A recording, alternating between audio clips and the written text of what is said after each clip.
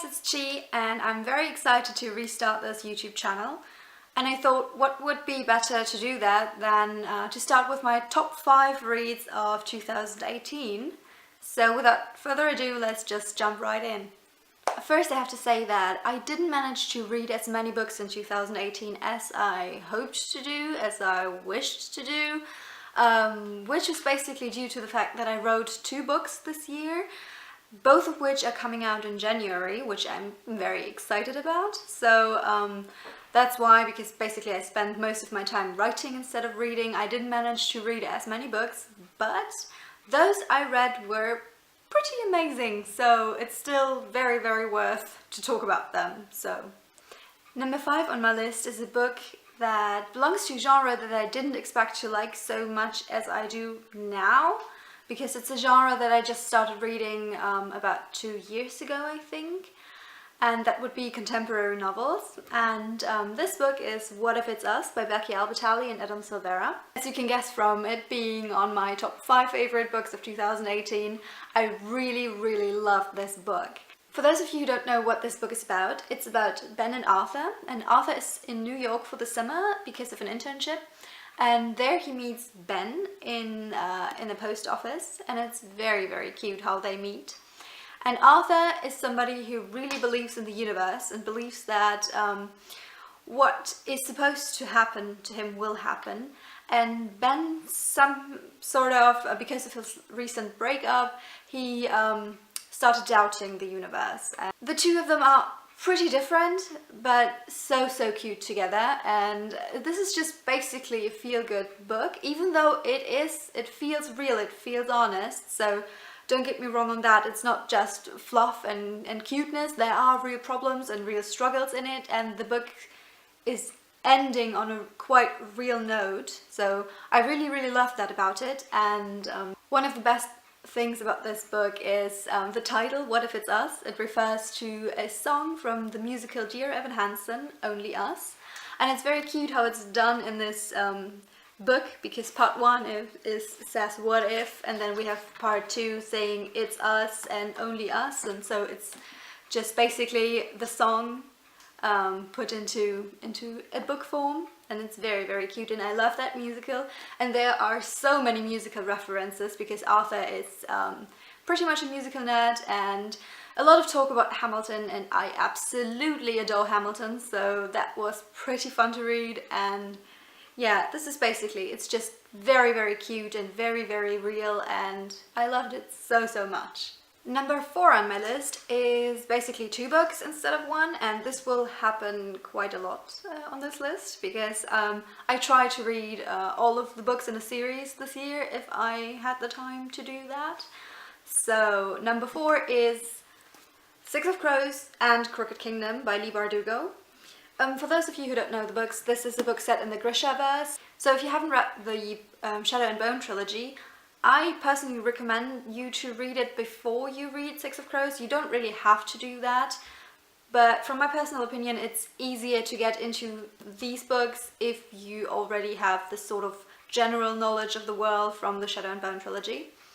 And although I didn't like the Shadow and Bone trilogy as much as I did these books, I still very, very enjoyed Six of Crows and Crooked Kingdom, because the characters are just so amazing. Basically what this book is about, 6 people who are hired for a heist that seems pretty much impossible.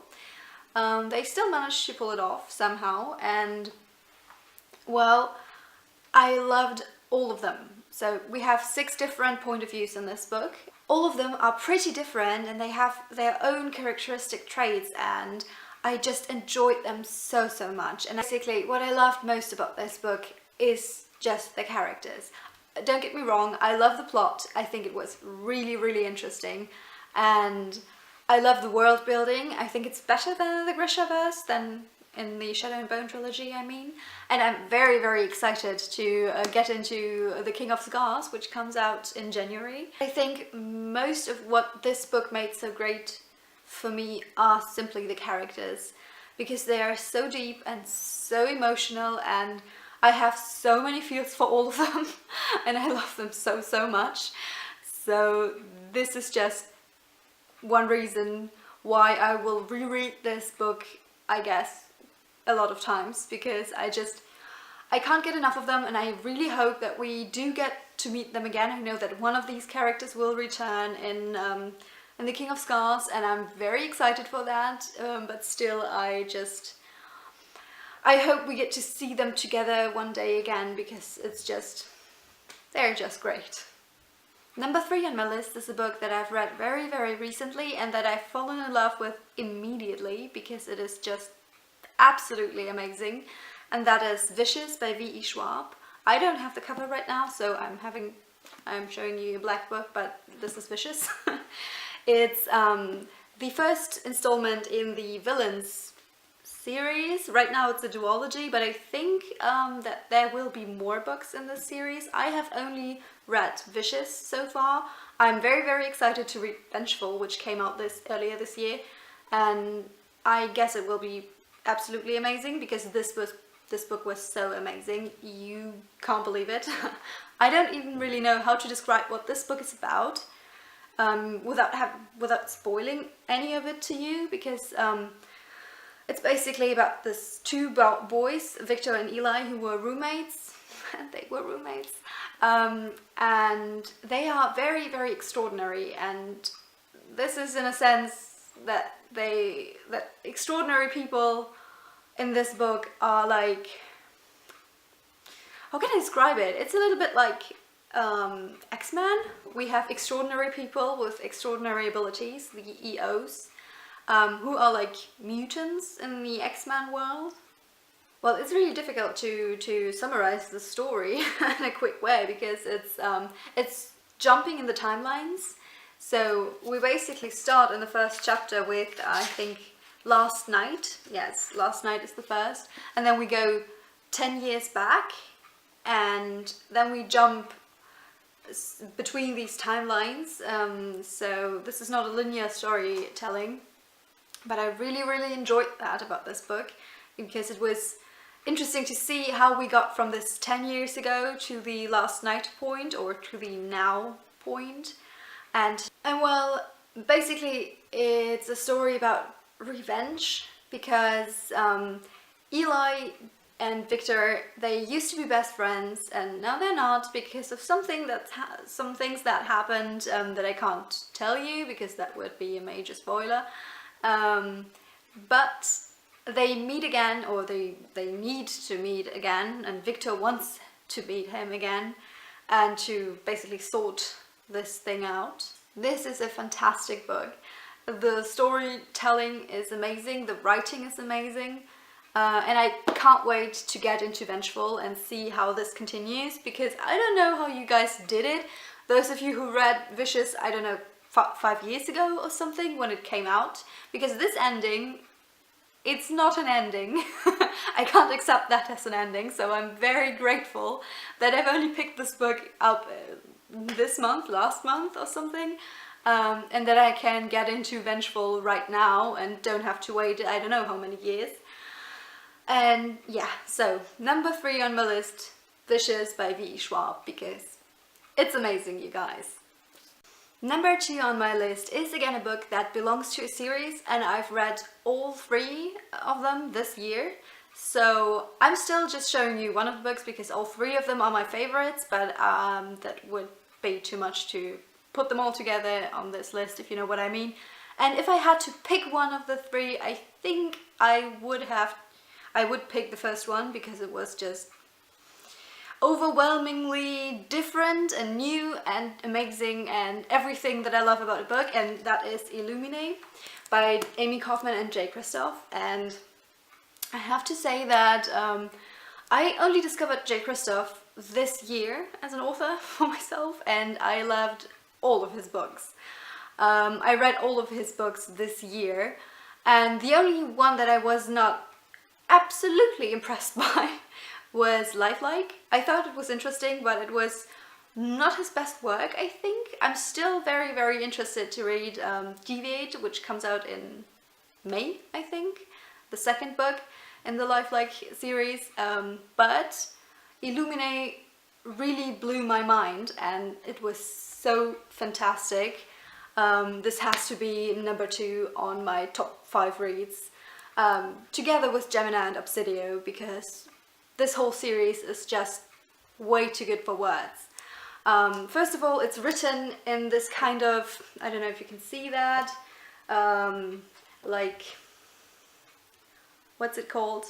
In this kind of file thingy. Yeah, we have interviews and stuff like that, and in the beginning I thought I couldn't really imagine how you can pull off a story this complex, because this is a science fiction novel, how you can pull something like that off by just showing me interviews and basically no real linear storytelling. But guys, this was so amazing. I know I say that a lot in this video, but this book is just a pure work of genius. And if you haven't read it, you should drop everything and read this book, because it's amazing. I know I'm repeating myself, but yeah, it's absolutely amazing. To say what it's about, I can't really put into words what this is about, again, without spoiling too much. But this is a little like a zombie apocalypse in space. And yeah, it sounds it sounds strange, but it is really, really good. The characters are incredible. Everything about it is incredible. I don't really know how to say anything without spoiling the plot. So if you haven't read it, pick it up, read it, be as amazed as I am by this book, because it is just absolutely fantastic. Okay, let's come to my last book on this list, to my absolute favorite of 2018, and you could probably already guess what it is, maybe, because I basically said it. It's Nevernight by Jay Kristoff, because Jay Kristoff is a bloody genius, and I have no idea how he writes these books, what's going on in his mind, that he has such incredible world building and his characters are so good and real, and I don't really know how to tell you anymore how much I love this book and how much I enjoy Jay Kristoff's writing. So if you haven't read anything by him, you should definitely do that, because he will blow your mind. For those of you who haven't read Nevernight, and again, this is not only referring to Nevernight but also to God's Grave, I loved both of these books. They are both very, very amazing, and I can't wait until September, until Dark Dawn comes out, the third and last book in this trilogy, and I'm so excited for it. The best way to describe this book is basically to say this is Hogwarts for assassins. It is what it is. It's a book about a boarding school with way too much blood and violence and a lot of sex. So if you're into that, that's a book for you. I don't know what it says about my character, but I really, really loved this book and I really, really enjoyed reading it. And Mia is my absolute favorite, and I don't say that lightly, because most of the time I don't like female heroines. So yeah, but Mia is so great and I love her to death and I would marry her in an instant, although she might probably murder me. But yes, this book is absolutely amazing. I know I'm repeating myself all the time, but guys, these books are just so good. I know they're different genres. Most of them are different genres, so you can't really compare them. I can't say that What If It's Us was not as good as Nevernight, because What If It's Us is a contemporary love story and Nevernight is a high fantasy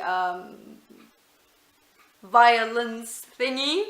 I don't even know, but it's great. And I definitely recommend it. Please read it, it's amazing. And yeah. So that was my top 5 books of 2018, and I hope you enjoyed this video. Please tell me your thoughts about these books, or what your top 5 favorite reads of the year were in the comments. I would be very happy to talk to you, and thank you very much for listening. See you next video. Bye!